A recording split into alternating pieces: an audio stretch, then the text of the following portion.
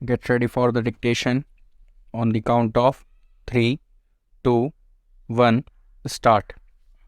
आइए आज हम अपने विचारों को उस दिन तक ले जाएं जब हमने गणराज्य की घोषणा की थी।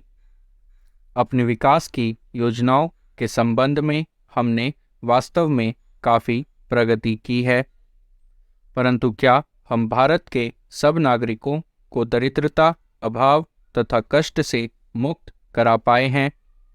प्रकृति की शक्तियों को अपने अधीन करने और जनता के कल्याण के लिए उन्हें नियंत्रण में लाने की दिशा में भी हम आगे बढ़े हैं, किंतु हम यह नहीं भूल सकते कि कुछ महीने ही हुए हमें भारत के उत्तर पूर्वी प्रदेशों में भयानक बाढ़ का सामना करना पड़ा था, जिसके कारण यातायात के साधन छिन्न भिन्न हो गए और वहाँ की जनता को भारी हानि उठानी पड़ी। निसंदेह साक्षरता, प्रसार और रोगों के निराकरण के महत्वपूर्ण उपाय भी हमने सोचे हैं, यद्यपि अभी भी देश के बहुत से भागों में निरक्षरता और बीमारी पर्याप्त मात्रा में दिखाई देती है। जन कल्याण की योजनाओं को हम बराबर आगे बढ़ाते रहेंगे, यह हमारा दृढ़ संकल्प है, इसमें संदेह नहीं किया जा सकता। इन योजनाओं के पूरे होने के संबंध में जो प्रयास अब तक किया गया है, उससे भी हमें असंतुष्ट नहीं होना चाहिए। फिर भी जो कुछ अब तक किया जा सका है, यदि वह बहुत चमत्कारी नहीं दिखता, तो उसका कारण यह है कि अभी निर्माण कार्य जारी है और समाप्त नहीं हुआ है। राष्ट्र के निर्माण में समय की आवश्यकता होती है।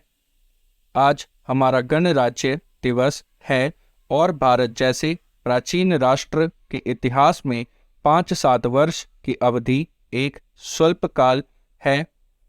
आइए अब हम विगत वर्ष की घटनाओं पर नज़र डालें और यह देखें कि विकास के कार्यों और निर्माण योजनाओं की दिशा में हम कहाँ तक आगे बढ़ सके हैं।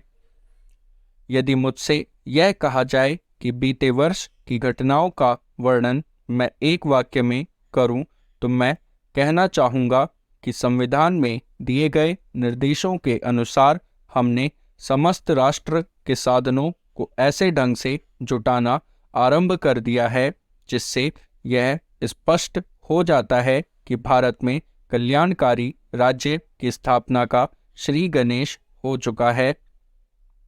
पिछले वर्षों में हमने जो संकल्प और दावे किए थे, अब वे मूर्तिमान होने लगे हैं। इसलिए अब यह समझना कठिन नहीं है कि राष्ट्र किधर जा रहा है और आगामी 10 या 15 वर्षों में हम किस स्थिति में होंगे। महान नदी घाटी योजनाओं पर कार्य बराबर जारी है। इनमें से एक योजना भाखड़ा नंगल योजना से बहुमूल्य पानी और बिजली पंजाब, पेप्सू तथा राजस्थान के भागों को मिलने भी लग गई है। दामोदर घाटी योजना से कुछ समय हुआ बिजली प्राप्त होने लगी थी और हीराकुंड, चंबल तथा दूसरी महान योजनाओं की भांति यह योजना भी यथेष्ट रूप से आगे बढ़ रही है। भाखड़ा नंगल योजना का प्रथम चरण समाप्त होने से अब यह स्पष्ट है कि इन महान योजनाओं के द्वारा देश में कितने महत्वपूर्ण परिवर्तन हो जाएंगे। महोदय, कोसी नदी, जिसे शोक और दुख का सूचक माना जाता है, इस वर्ष फिर अपने प्रकोप से महान हानि का कारण बनी। अब इस नदी पर काबू पाने और इसकी उपद्रवी लीला समाप्त करने के लिए भी योजना तैयार हो गई है। इस योजना की रूपरेखा तैयार हो चुकी है और निर्माण का काम हाथ में लिया जा चुका है। आशा है इस योजना के निर्माण से बड़े पैमाने पर जनसाधारण को सेवाएं उपलब्ध होंगी। जब यह नया परीक्षण सफल होगा तो महान योजनाओं के निर्माण में और भारत की महान जनशक्ति के उपयोग के संबंध में हमारी जानकारी और अनुभव में महत्वपूर्ण वृद्धि होगी। औद्योगिकरण के क्षेत्र में उन्नति, उत्पादन में और अधिक वृद्धि और भारत की प्रति व्यक्ति आय में वृद्धि विचाराधीन वर्ष की कुछ महत्वपूर्ण बातें हैं। औद्योगिकरण के साथ ही रोजगार के क्षेत्र को विस्तृत करने के प्रयत्न भी बराबर जारी हैं।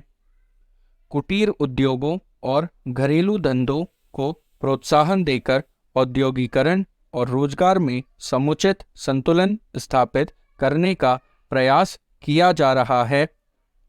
यह बात सभी स्वीकार करते हैं कि यदि भारत के जनसाधारण को उदासीनता और हार मानने की भावना से मुक्त करना है तो बढ़ती हुई बेरोजगारी को दूर करने का उपाय करना होगा। इस दिशा में घरेलू उद्योग धंधे बहुत से लोगों को आंशिक व पूर्ण उपयोगी काम देकर इस समस्या का बहुत कुछ समाधान कर सकते हैं।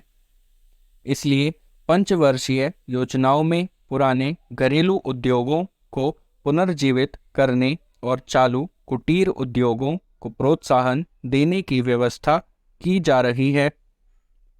विदेशी मामलों के क्षेत्र में हमारी सफलता और भी अधिक है।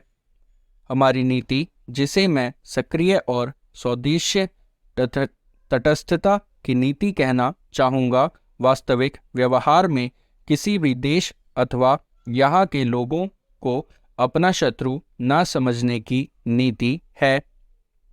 इस नीति के फलस्वरूप हमें विश्व शांति के पक्ष की कुछ सेवा करने का अवसर मिला है।